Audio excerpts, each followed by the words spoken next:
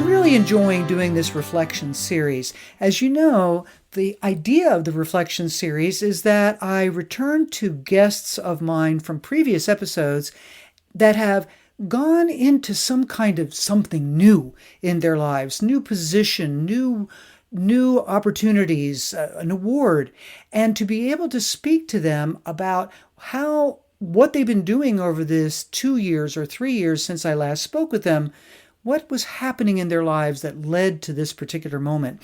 And Parthena Draggett, my guest for today, was a guest very early on in my podcasting moments, episode 6. And in it, as you listen again, or perhaps for the first time to episode 6, you will hear the energy that Parthena Draggett gives to the idea of the welcome of language and cultures in students' lives and her dedication to making sure that all students are welcome. Indeed, one of the statements that Parthena made early on in podcast episode 6 was the key question for her was, how can language come to life for learners?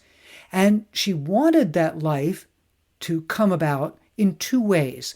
First, she wanted to make sure that students felt that they were welcome to speak the language, to give it the try, to not try to be perfect, but to enter into the community of speakers, into the community of effort, which is really, when you come right down to it, all any of us can do every day in our native language, as well as any additional languages we may have learned or been brought up in.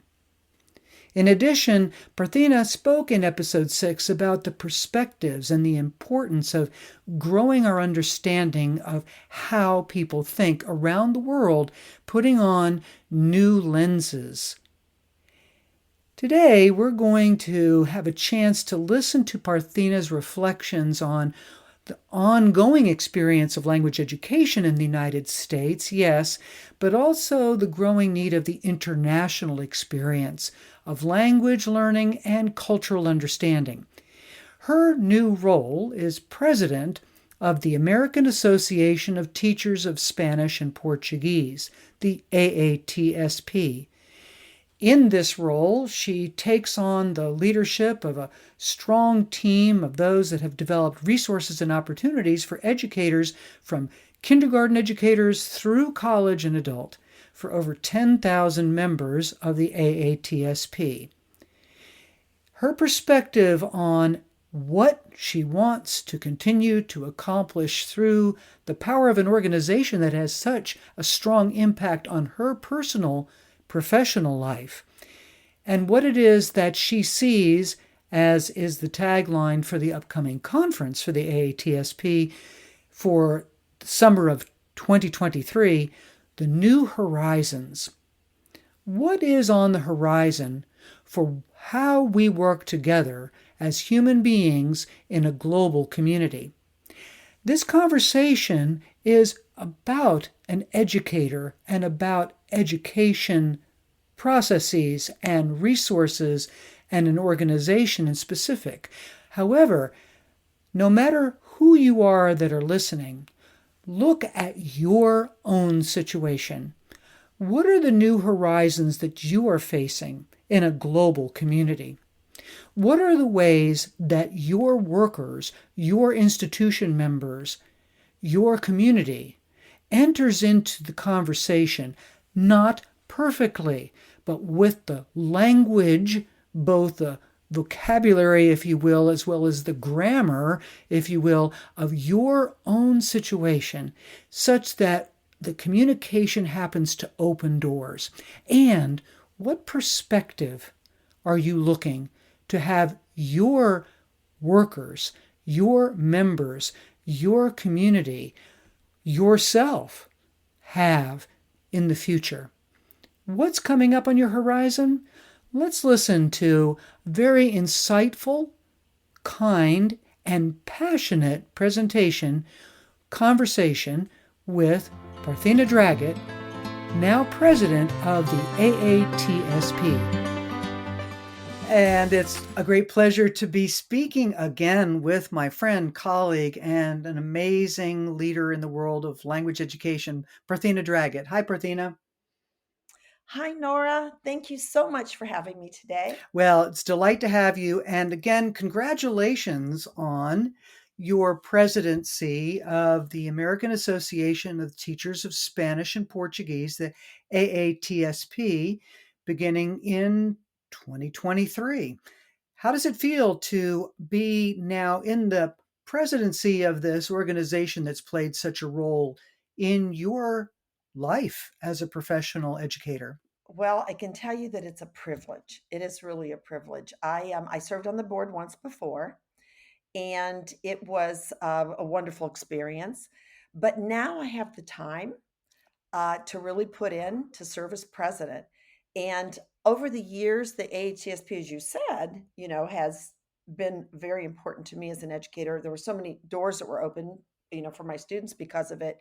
And I guess I feel like finally I have time to put in to really have a role that it will hopefully help other teachers to see the wonders of this great organization. I'm so excited. I'm excited for Salamanca and happy to be in this role to, I guess, represent all Spanish teachers, no matter whether they're pre K up through graduate school. I'm just happy to do what I can to make teaching Spanish and Portuguese and the cultures a wonderful experience for everybody. Now, that's a beautiful sentiment, and I know that the folks are going to be jazzed by your leadership in this regard. And you mentioned about the number of programs, aspects of this particular organization. And not all of the listeners to this podcast are in world language education, or if they are, not all are aware of some of these associations of the different languages, including in this case the AATSP for Spanish and Portuguese. So, reflecting on what you enjoyed and what you and your students benefited from, what are some of the areas that you're like really excited now to make sure that folks that are in the AATSP and folks that maybe should be in the AATSP will know about? And again, if I might add again, those that are not familiar with professional organizations in general might realize that are available to them in their various areas of career and work. Well, when I was honestly, it was teaching the higher levels of Spanish at my school that inspired me to join the AATSP. I always knew it was there, but we didn't have a chapter in Ohio, which we ended up reviving after I did this. And there was a whole group of us. I certainly don't take responsibility, but there were opportunities for students. The Sociedad Honoraria Hispánica. I wanted kids to study Spanish longer. And when you have an opportunity like that, where you have an honor society, and part of that is they have to stay members or they have to keep studying Spanish to stay members. And then there are these opportunities that we kept finding wonderful projects for the students and get them into the community and make Spanish really matter to them because my sociedad even taught firefighters how to speak Spanish so that and the emergency medical people so that they could help people who couldn't speak English when they got to accidents. What did that do for my students and their study of Spanish? Because I had the Sociedad and I was looking for opportunities. Students said, well, geez, if I study Spanish longer and I get good at this, look at what I'm doing. I'm helping these grown-ups that can't speak Spanish, these professional, emergency medical technicians. I'm helping them to save a life, to ask questions, and to help these people that are in distress. That's one example. With the Albericia student publication, the national Spanish exams, scholarships for students. I had students travel both from the NASAA, the National Spanish Exam, and from Sociedad Honoraria Hispánica, get scholarships for college. I mean, all of this. Then I served on the board for the first time. And while I was on the board as the secondary rep, we finally started a secondary committee of the different reps for secondary ed. And then of course Kelly Sheets joined us, who was for the Sociedad, and we had people from different areas that were involved. And what did we do? We started thinking about how do we bridge more of a connection between our different divisions in the AATSP. And we were particularly interested in our students go on to higher ed, right? So let's find out what are some things we have in common. Let's bridge some relationships and projects and things that we can share with higher ed. So we started this committee while I was on the board the last time. So now, going back on last year as president elect, oh my gosh, how that blossomed because the people after me took it and just ran with it. And we have National Teach Spanish, we can National Teach Portuguese, we can, there are just so many things. And in the end, it makes all of us lift each other up in what we do in a more excited way to, in the end, affect our students and pass that love of language and culture that we have onto our students. It's unbelievable to me how much we have more focus now on pre-K or K through 6 also, or K through 8 in addition, because we've always had the Sociedad Honoraria de la Amistad, which was for middle school kids, but we're really looking at, we are looking so much more at let's get that those beginner kids. We're looking more at heritage language. I mean, we're just bringing it all together so that we are this great, wonderful professional learning committee or community of K all the way up through graduate school. I've loved the relationships that we've developed together, and I think we just see how we are intertwined. Enredados, as we say in Spanish. We are all interconnected because all our students are the same in the end. So let's work together. And it has been a driving force in my life. AATSP is just wonderful. And I don't know what you're going to ask me coming up, but I can't wait to tell you about Salamanca. But anyway. Well, then, then why is it that you're excited to talk about Salamanca? Describe for our listeners what it is that's happening in Salamanca. Well, we're having our 105th, I believe, conference in Salamanca. And it's our Congreso, our yearly. Last year we were in Puerto Rico. Usually we only go abroad every other year, but because of the pandemic, we had to skip the 2020 in Puerto Rico. So we went there last year. But we already, right now, as of February 1st, have 620 registrants going to Salamanca. We have something really special happening. We've just received the authorization to preview a film, Mientras dure la guerra, which is about the Spanish Civil War, and our attendees are going to get a chance to view that. We have all kinds of events going on before that conference starts in Salamanca, Spain, and afterward, including a symposium in Porto for Portuguese teachers or anybody who wants to learn Portuguese. But I shouldn't even say that because it's already full. City tours, whatever. But why Salamanca? Salamanca is, it's like, I guess I would say the Harvard of Spain. Salamanca is the learning center of Spain. And so many of our great writers and many of our members have studied in Salamanca. So it just seems to be the perfect place for academia and collegiality and growth and seeing beauty of Spain and all of that. And USAL, the Universidad de Salamanca, is offering really special courses for before and after. And it's just, and so what do teachers do? They say, oh boy, I'm gonna have my summer vacation in Spain. I'm a member of the AATSP and, get professional development at the same time. So it's just a wonderful, exciting thing. And I'm privileged to be president during that. And, Sherry Spain Long, our amazing executive director, and Maria Carrera, our, I guess I would say in training executive director, because she will be taking over, are just doing a wonderful job, as well as the national office. There's just so much happening. It's so fascinating. You have so many exciting things happening there simultaneously.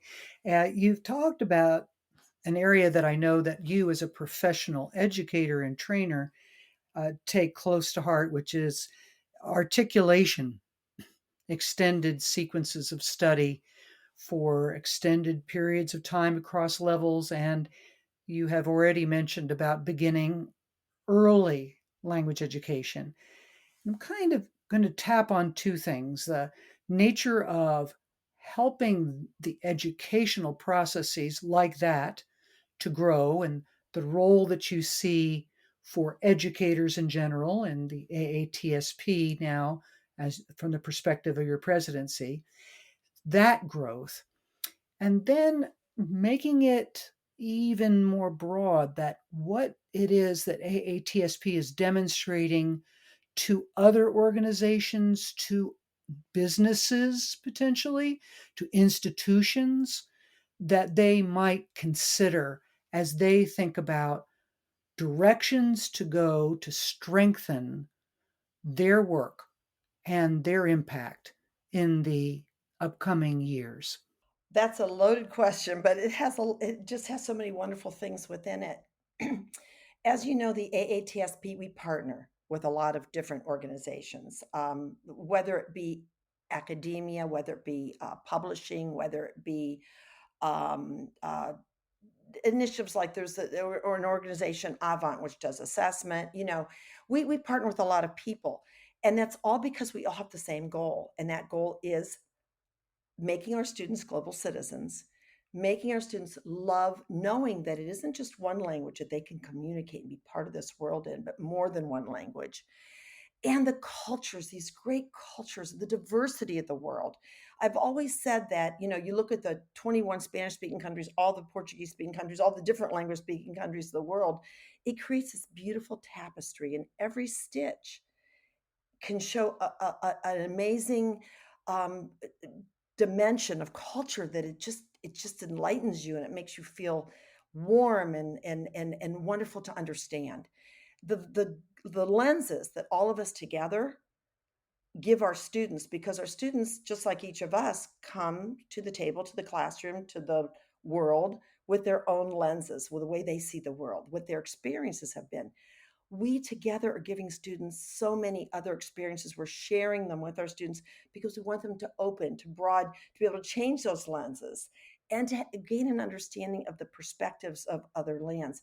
I've been an AP Spanish language and culture teacher for a long time. So going back to kind of the beginning of your question was about the different levels. If we can start teaching language earlier to our students and little by little be weaving in and spiraling the learning experience, our students will start to gain that global perspective earlier and that longer sequence of instruction, so that by the time they get to these to the year that maybe they're trying to figure, well, what am I going to study after this, how are my language skills, how's my proficiency, they're going to see that they have the proficiency to put together with any kind of a career to make a big difference in the world. And that's the other thing that is so important about AATSP or any of the language organizations out there. We also house materials on our sites to help teachers to have the source of the resources and materials that they need, lessons to share. And we try to support those teachers by giving them scholarships to go study. It's really about our profession as a whole. Each of us is important in it. What can we do? That's why I'm still doing this, even though I'm now retired from the classroom. What can I do to help somebody else to love our profession as much as I have my entire life? Sometimes I wish I were still in the classroom. I miss it so tremendously, but I've got grandchildren. I want to be able to pick up and go see them. But that doesn't mean that I have to separate myself from still mattering and still counting and serving.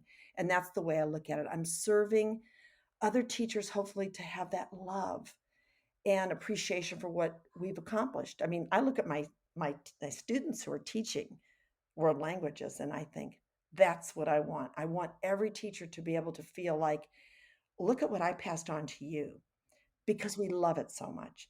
I think we as educators do not come into teaching because of money for financial gain. We come into it because we love what our own experience as students of languages and cultures or anything or and we want to share it. It's all about sharing. And sharing goals and sharing the outcome that we can rejoice and celebrate. It's so joyous to see these kids love what they're communicating and learning and being able to, travel to other places and appreciate what they see in differences in culture. Thank you so much. You have brought up the perspective that you have from having been in the classroom and your writing and your training for these years, and now being able to apply your energy in your quote unquote your retirement for such a worthy cause. When you look at those that are coming into the educational enterprise as teachers, as leaders of teachers, what kind of new perspectives or new gifts or new contributions however you wish to define that, are you seeing in those that are now beginning their educational careers? That's an excellent question. Well, for one thing, they have had more experiences than we had. I'm dating myself, old. When I was studying and before I came out into the classroom, they've had the benefit of great standards, of our profession to be very united, our content area to be very united with can-do statements, standards, the modes of communication. They've had all of that. But now there's an added layer. We're thinking a lot more about social emotional learning. We're thinking a lot more of diversity and inclusion, bringing everybody in who has been marginalized, who hasn't. We made learning accessible to all students. Have all, I talk about AP, for instance, have all students had the opportunity to get the kind of learning in their previous levels to really prepare them for that AP year. Well, our all around us, wherever we live in all the communities in this country, we know that not all students have the same accessibility to learning. We've got to make sure that we're leveling that playing field. And I think that the young people coming into the profession are much more conscious of that. It's been brought to the forefront more, and we're doing that in all these organizations. In AATSP, we're making sure that we are having webinars and that we have materials and sessions, that deal with all these things. We have 450 sessions and events going on in Salamanca. A lot of those sessions will have to do with these topics. Uh, So yes, it's important, the pedagogy, the teaching, the strategies. We don't want to leave that behind. We definitely don't want to leave that behind, and because it's important. It's the, I guess, the essence of what we do. But we also want to make sure that we bring that essence to everybody. And I think that the younger people are able to do that. I think that they've also had the benefit of technology. We all learned technology as we were teaching, but there weren't even computers when I was thrown out there. But they bring the benefit of, doing, of being able to deal with teaching in all different ways. Yes, we all teach online. We've taught online. I taught online during the pandemic. We know that we have this opportunity to do that, but it's also important to be in person, which is why I'm so excited about Salamanca to share. But our teachers coming out have a lot of different ways of reaching students. They know, they it's no longer just about PowerPoint. They've got Canva, and then they create these funny little, wonderful little characters to get to their students. They're kind of closer to that generation of our students and who they are now. And I just think they've got this creativity that is amazing when it comes to visualizing and putting things in a visual respect for their students. They also know, they probably know that generation a little bit more in, what kids might do. uh-huh. you know, um, but I just think overall, I think there's more humanity. I'm not saying we weren't, oh gosh, no, I don't mean that we didn't have that. It's just that it wasn't focused on. I think a lot has happened in the decades since I started teaching that makes the social emotional learning and the diversity inclusion come forward more, and what we need to be doing about it. Phenomenal. Thank you. Such a good insight. And the title of this organization is American Association of Teachers of Spanish and Portuguese. Yet, as you have mentioned, the 2023 convention is being held in Salamanca, Spain. And there are folks that are from a variety of Spanish speaking regions that come to this convention, I know. So, for a moment, speak about that growth that uh, I believe is in its infancy. We talk about international Englishes, for example, and there are international Spanishes as well. What kind of role does AATSP have, both within and out, that helps to connect these various international Spanishes? And what are some of the potential outcomes and impact from acknowledging that there are many different types of Spanish? Outstanding. Well, one thing for sure, I mean, we know there are 21 Spanish speaking communities in the world, right? And we know that we have, Portugal, Brazil, and many other Portuguese speaking places in the world. We are recognizing more than ever. There was a time, you may remember it, when we were first teaching. I was teaching in the 70s, 80s, 90s, when we looked at things like, I remember this dirty word, Spanglés. Spanglish was bad. You couldn't have a mixture. You couldn't don't put can't have an English words in there. my goodness, even many of our heritage speakers now have Spanglish because they're Spanish from whatever culture they originally their families came from has had influences of English. And it might not be unusual to hear a student use a word that maybe isn't standard Spanish. So what, right? Because the important thing is that there's communication going on. If that is what is recognized by that student and in his household, we certainly it is not our place to criticize it or not accept it.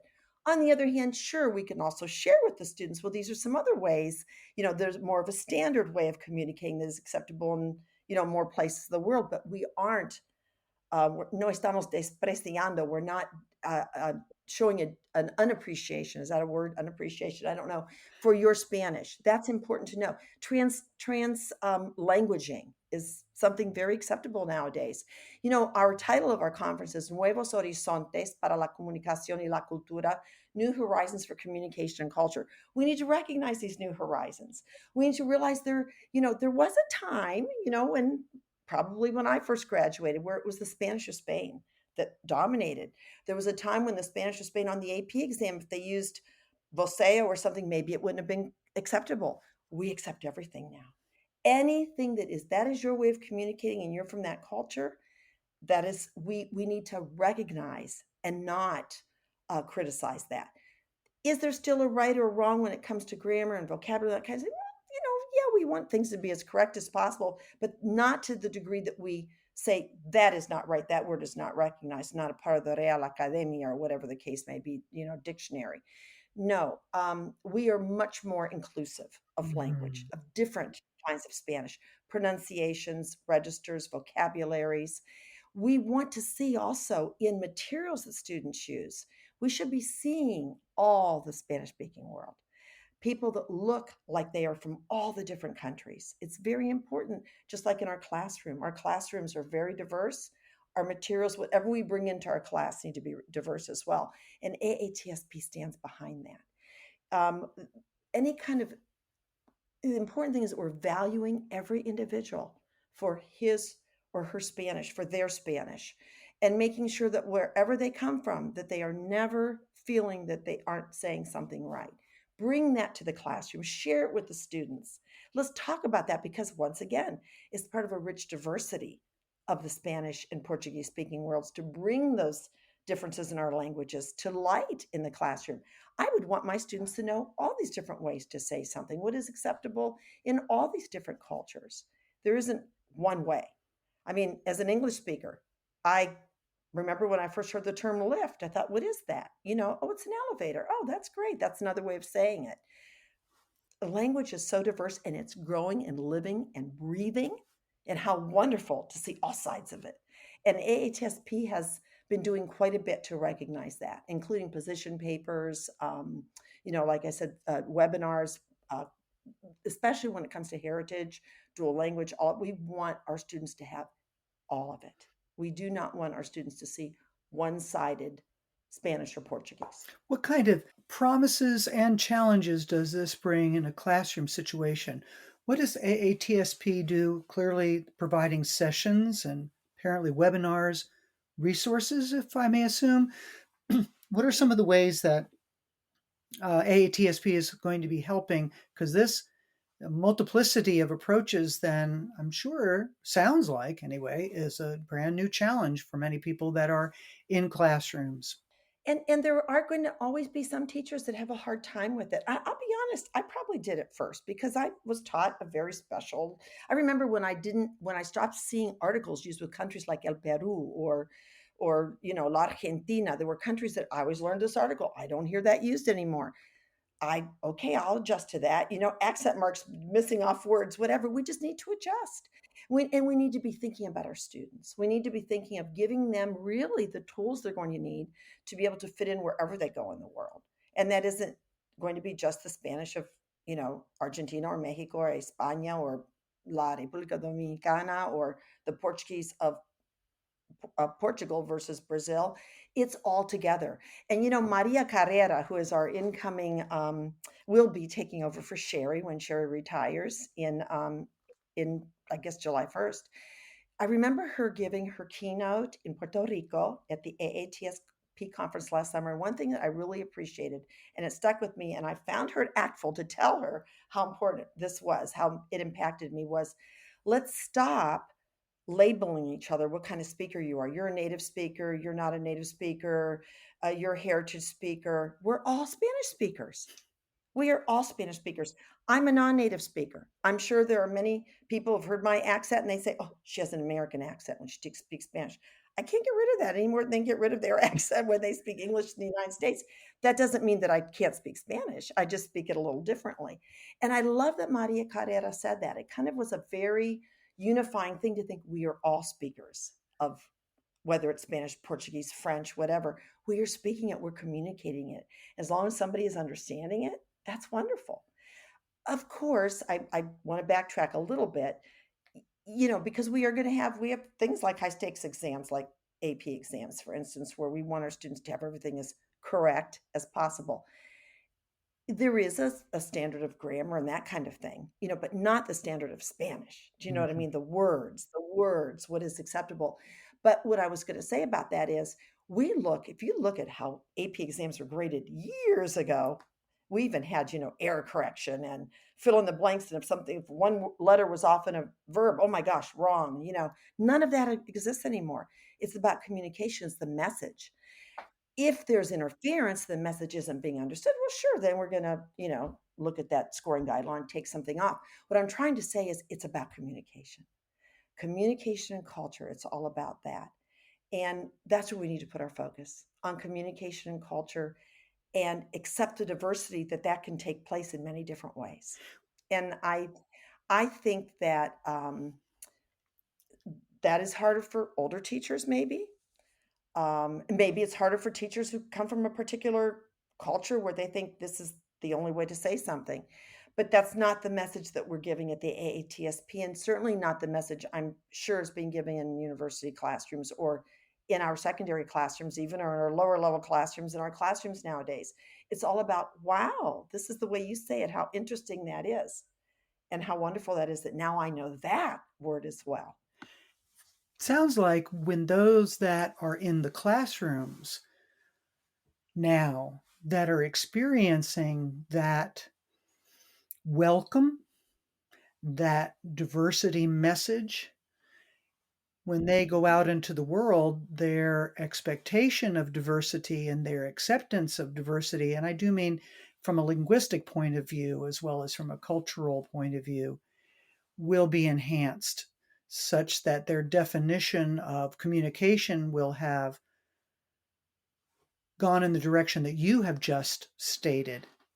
If we can communicate, it's by definition good communication. What kind of impact will that have, do you think, on education in general? Not only education in the classroom of language learners, but in education and the way that the upcoming generations of adults might think. Well, I like to think have it be in my way of thinking, and I guess my vision would be it's life. We will be better participants in life when we can communicate and recognize that we can communicate with more people and we can honor more people and honor their diversity, honor where they're from and the languages that they speak. I come from a diverse background myself. Half of me is Greek and half of me is Lebanese, and I grew up hearing both of those languages. And for me, I know I've said this to you before when we've spoken, Nora. Languages are not foreign. Languages were just a way to communicate, which I think is why I loved it. As you know, I have a master's degree in French and Spanish, pedagogy and applied linguistics. But all languages just were communication to me. And how wonderful it's been in my life when I've been able to communicate with more people wherever I've gone. And I have to say, when I have been able to communicate, when I went to China or Russia and I was a bit challenged, that was hard for me. It's like, wait a minute, I want to be able to jump into this conversation. I could certainly appreciate the culture, but I honestly couldn't communicate. And I didn't like the way that felt. I want our students to have that comfort of being able to communicate. And even if they can't say a whole bunch, go to the different parts of the world and be part of the culture and the people and their products and their practices and celebrations. And in the end, to gain that perspective of who they are. I might not have that same perspective, but I can certainly look at them and how they think about different things and read, in their newspapers or look at their TV or experience their traditions and their customs and celebrations. And I can appreciate it and honor it and respect it. It's a language communication and understanding of culture and interculturality to me is all about respecting the diversity of who we are, what we each bring to the table, and what we share that is the same and is different because we share with each other our differences too that helps one another grow. And to me, that's what it's all about. And our students coming out of the classroom today, having this, having these new perspectives enhanced more in the classroom and acceptances and making sure that we bring everybody in and nobody is marginalized and finding a way to make every student count and know his or her importance, they'll take that away with them and feel the same way about the world and everybody that they meet in life, that everybody counts, everybody's important. And I can't think of anything more important than that. That's succinctly and beautifully put. And when I look at the title of the upcoming conference in Salamanca 2023, New Horizons, you've talked a lot here beautifully about the dawn that's coming over so many classrooms, so many lives of educators, and certainly the lives of students. What else is across that horizon for our young people and for the role of AATSP and language educators? What's what's not yet peeking over that horizon that's going to happen next? We need to grow more educators, more world language and culture educators. There's a great need. And my call would be, and this is something that I'm hoping to be able to bring out more this year in as I'm president of AATSP, let's start in our classrooms. Let's look at our students that show a promise, think they might like to be a teacher, and let's hold their hands and take them. Let's take them to a conference. If I when I lived in Ohio, I took students to the OFLA conference that were wanted to be teachers. Let's do that more. Let's show them what we love about it and share that love and hopefully grow some teachers because we need more teachers of world languages. I think world languages are more important now than ever, and I believe there is no better time than right now to be a world language educator. There is no better time. As I mentioned before, we have standards. We have things that tie us together. We have like practices that, we're looking at vertical alignment. We think about it as a sequence of instruction. We look at it helping students to grow their proficiency and go up the ACTFL proficiency scale and that interculturality. I mean, we've got all this that ties us together at whatever level we teach. There is no better time. Let's share some of that beauty with our students. Why have we loved being educators? I know ACTFL has the Lead with Languages initiative. I would like to think that all of us in our own classrooms could be ambassadors for that. Because you were saying what's next for our students, it isn't just about studying language and culture, it's thinking about ways to use what they've learned in the classroom with language and culture for the betterment of other people's lives. So they're going to take that language and culture, their growth, to whatever profession, whether it's serving the community as a law enforcement person, whether it's being a teacher, whether it's being a doctor or nurse in a hospital, whether it's working in sociology, whether it's working in babysitting children, working in being in a church. My students volunteered helping help children that were newcomers to this country with their homework, for instance. But somehow they can affect other people's lives if they can communicate with everybody. And that's what I would like to see. But we need many more teachers teaching language and culture, or teachers in general out there that care about kids, helping make students' lives positive so that when they leave school, they can pass that positive feeling and what they've learned on to others and use it in communities to be better community members, to make a difference, to be a part of things, to feel that they really have a part to play in this great world we live in. May that happen, indeed. Educators play the role of holding the hand of the next generation and bringing them into the light. Speaking about new horizons, As we finish up today, my dear friend and colleague, Parthena, what else do you not want to have us leave today on the table? On behalf of AATSP or yourself or both, what is it that you want to be sure that the listeners receive from our conversation today? Well, I think it would be that where you've spent your life, where you've dedicated your life, where you have participated, contributed. It's funny when you retire, it doesn't like it's not put behind you. You find more ways, new ways to grow and to share what you love with others. I know there are people that maybe can just retire. I just can't be one of those people. But I know that, for instance, any of you that might be retirees, there's a new initiative, a new, I guess I would say SIG, special interest group in AATSP for retired educators that want to still be involved. And I'd say for mentoring possibilities, maybe tutoring, look for great things to come because that is going to be coming. And it's something that's going to be meet for the first time in Salamanca. But I guess that I'm speaking in general, whether you're a teacher or not out there.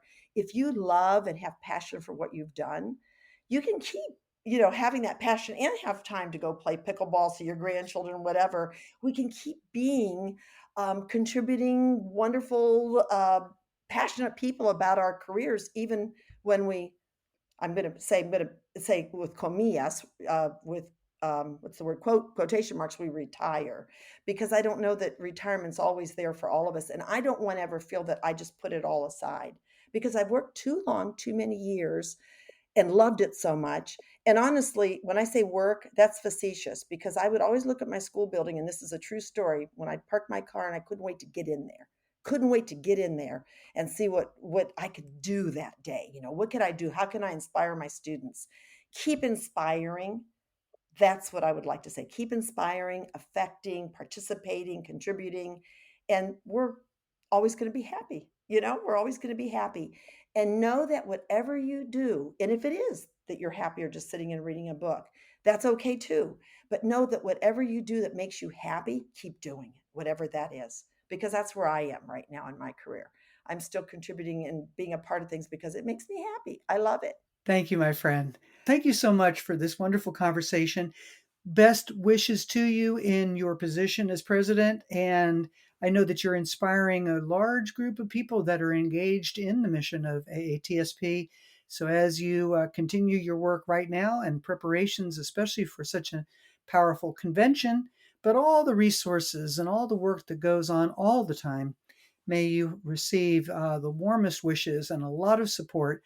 And here's hoping that folks will recognize the importance of that and other professional organizations to make things possible. Thanks again. You're so very welcome, Nora, and thank you so much for having me today. It's been a great honor. And to all the people out there, thank you for listening. I hope you enjoyed this podcast with guest Parthena Draggett. Do listen again to her episode 6 if you have an opportunity. And think in your own life, where are the new horizons for you? Where are the new perspectives for those that are in your sphere of influence? And how do you and those that you care about and work with enter into the conversation using the language skills that they have and that they can grow into? Until next time, take care.